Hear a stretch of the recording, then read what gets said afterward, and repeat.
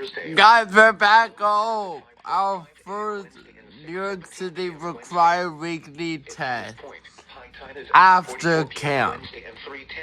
I'm gonna be posting 2 videos that I forgot to post while I was at camp. Low tide is at 6:48 So, a.m. Wednesday and 7:36 p.m. Wednesday. yeah, look out for those. To know all hazards radio. So, see you in a couple minutes.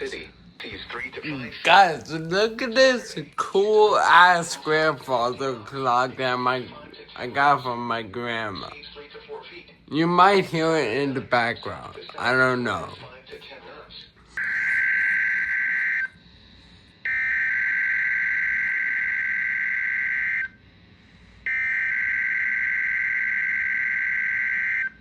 It was on time and caught me off guard.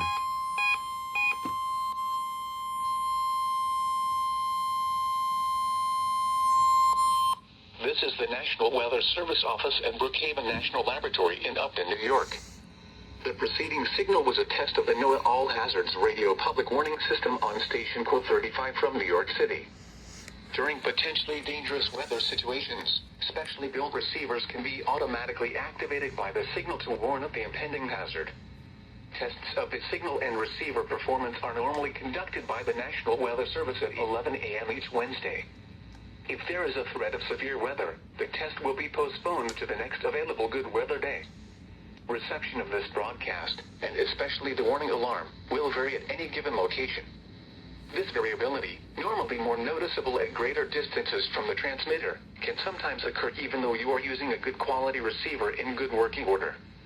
To provide the most consistent and dependable warning service possible, the warning alarm will be activated for hazardous watches and warnings for the following counties: in Southeast New York, Bronx, Kings, Nassau, New York, Orange, Putnam, Queens, Richmond, Rockland, Suffolk, and Westchester; in Northern and Central New Jersey, Bergen, Essex, Hudson, Hunterdon, Middlesex, Monmouth, Morris, Passaic, Somerset, Sussex, Union, and Warren; and in Southwest Connecticut, Fairfield. Once again, this was only a test.